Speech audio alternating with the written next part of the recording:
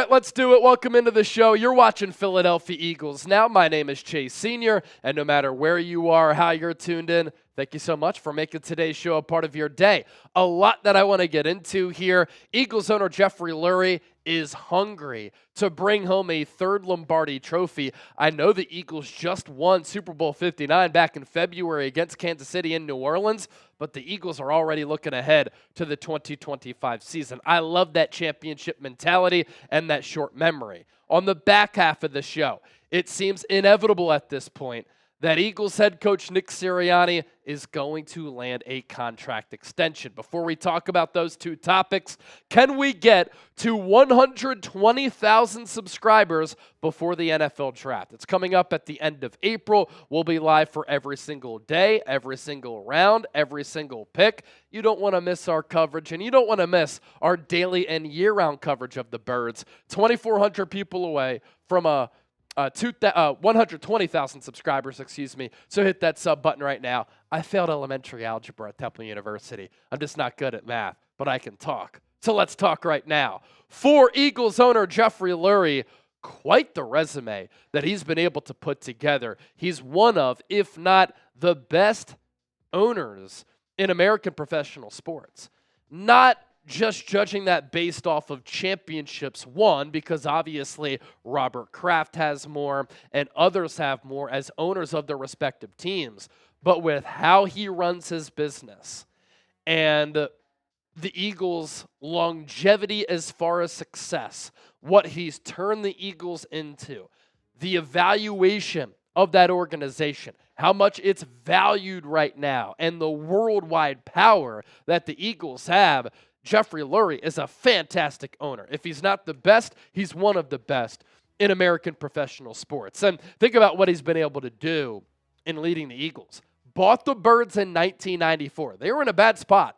They did not have a lot of organizational success. Since that time, 2 Super Bowl championships, 2 since 2017, 4 NFC championship game wins, 11 NFC East titles, and 19 playoff appearances since 1994. They've been one of the winningest teams in all of football. Here's what Jeffrey Lurie said, by the way, on the Eagles offseason from the NFL owners meetings this week in Palm Beach, Florida. We want to win, and we want to win big. The way to win consistently and to win big is to plan for the contracts you're going to have to give your best young players, and we want to retain our best young players as we go forward. It's impossible if you draft well to do that. We want to make sure we're aggressive at being able to sign players early that we think are core players for the future. In the NFL, the way the salary cap system works, it's based on a certain percentage. The average team should not have a surplus of players they have to sign. When you're an excellent team, you should certainly have a surplus of players that you have on your roster. So my hope is that we will always draft well, we will always have a surplus, and we will always continue to figure out who and what opportunities you need to try to re-sign and sign these players 12 months out, 24 months out, and prepare for that so that you're never in a situation of drafting an excellent young player and preferring to keep them and have no way to keep them.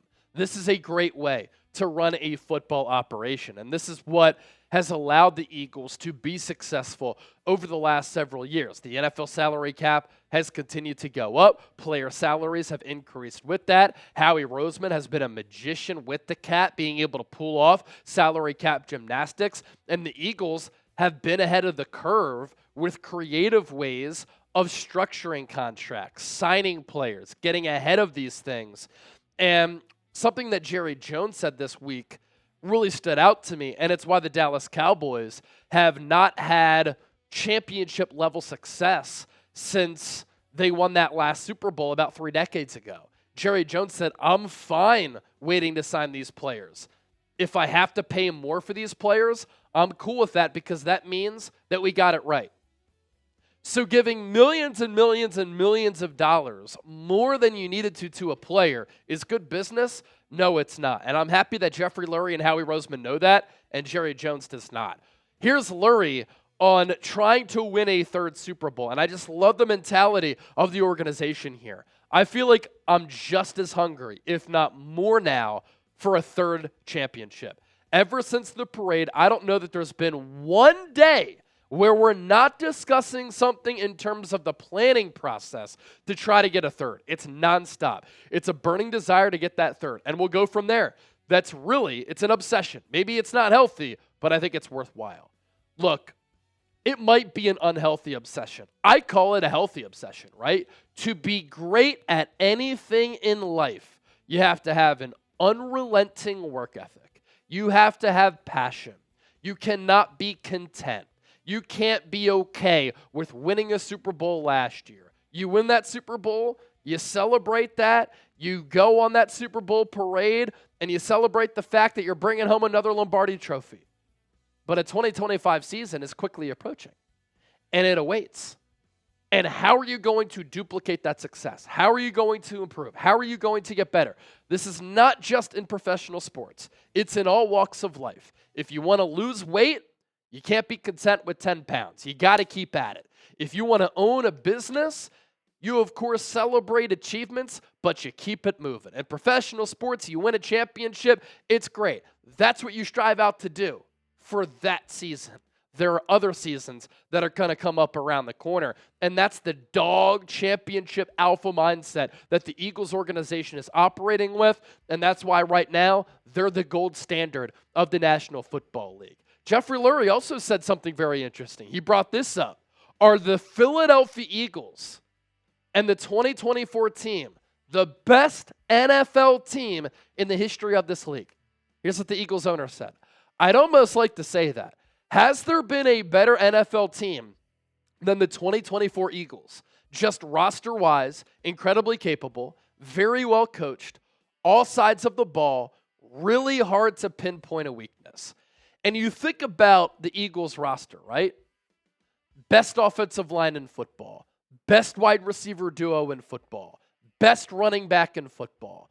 Jalen Hurts, Super Bowl MVP, elite quarterback when there's a lot put on his plate. Had a debate with a coworker today. He said that Jalen Hurts sucked. He doesn't suck. He's one of the more elite quarterbacks in the game. A reason why he didn't put up massive numbers in 2024, the Eagles had Saquon Barkley. They had the number one overall defense. Why would you do something that makes you worse as a football team, and just because you're paying Jalen Hurts all this cash and you see what other quarterbacks do, you have him drop back 40 to 50 times? That is not conducive to team success. But in the NFC Championship game and in the Super Bowl, when the Eagles put a lot on Jalen Hurts' plate, what did he do? Absolutely balled out. What has he done in 2 Super Bowls against one of the best defensive minds in the history of football in Steve Spagnuolo? More than 700 combined yards. And in Super Bowl 57, he combined for 4 total touchdowns. And then in Super Bowl 59, he combined for 3 more touchdowns. And you're telling me that he's not good? And then on the defensive side of the ball for the Philadelphia Eagles, great defensive line, great linebacking core, great secondary. And that's at corner, that's at safety. And something else that Jeffrey Lurie brought up, a well-coached team. Nick Sirianni coached his ass off. Kellen Moore did a fantastic job. Vic Fangio, one of the best defensive minds in the history of football. So there is something to be said for this 2024 Eagles team maybe being one of the best of all time. And look at what they did and how they beat the Kansas City Chiefs. Patrick Mahomes, Andy Reid, going for a three-peat. Absolutely smacked them right upside the head.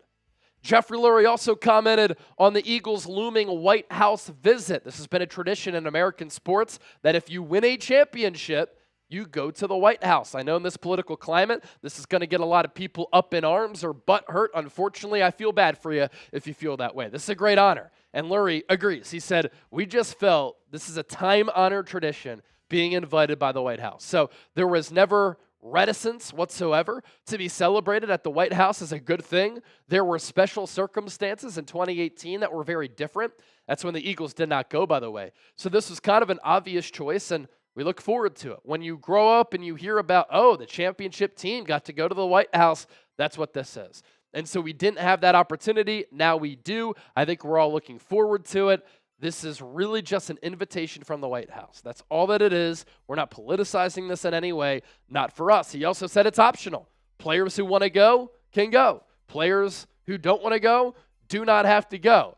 I believe that's the right way to go about it. If I'm on the Eagles, I won the Super Bowl, I'm going to the White House because I'm walking the walls of American history right there. Now, coming up next here on the show, it seems like a Nick Sirianni contract extension is inevitable.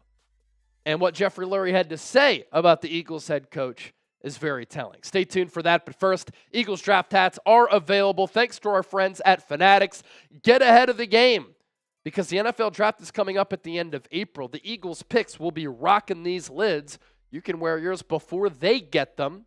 Chatsports.com/Eagles draft hats. Couple of styles available. If you like fitted, if you like snapback, those versions are available. You can also go dad hat style, which is a little bit more close to your head than this style here to my right. That's the style that I like, but you don't have to like that style. That's all good. The overall look, though, doesn't change regardless of the style there, and I think it's very clean. Chatsports.com/Eagles draft hats. All right, to the back half of the show here.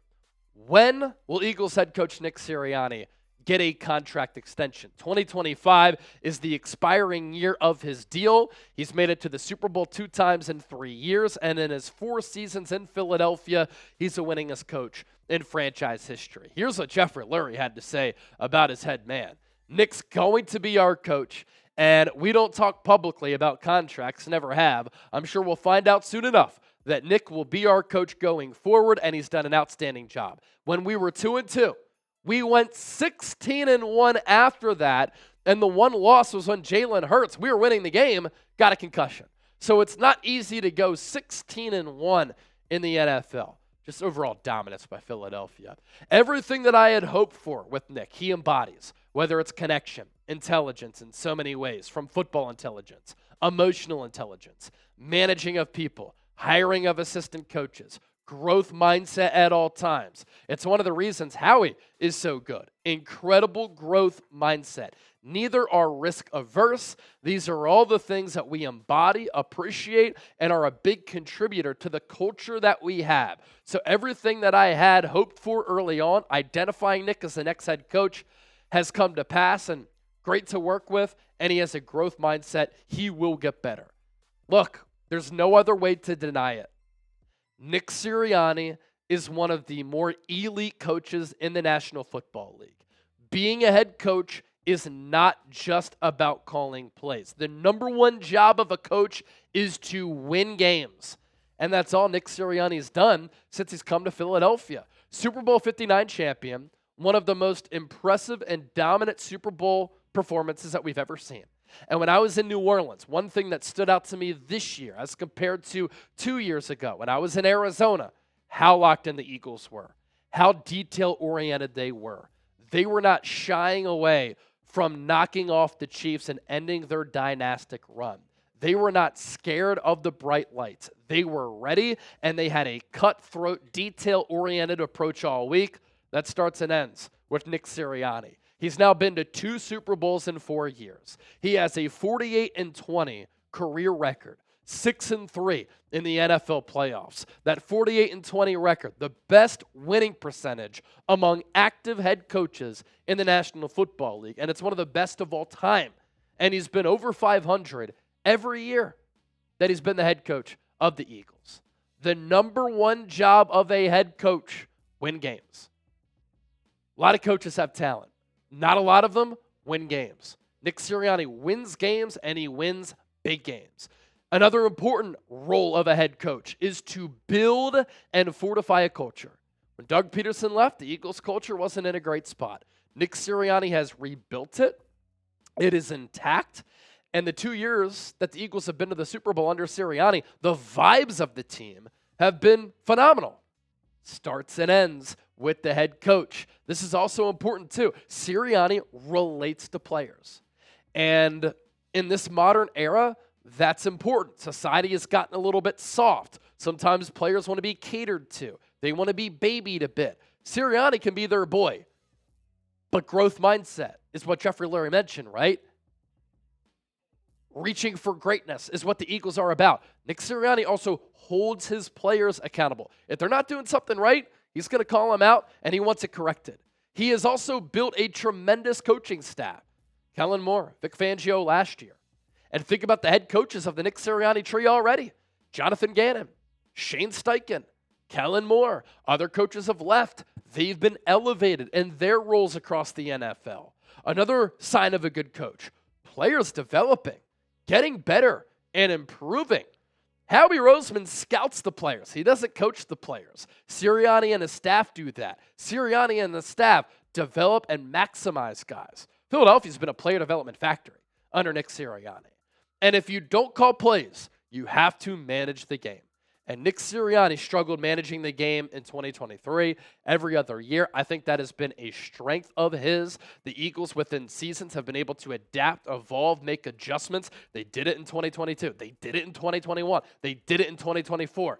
That, again, is the sign of a really good coach. So, great the job of Nick Sirianni in 4 years at the helm of the Philadelphia Eagles, and hopefully for a very long time to come.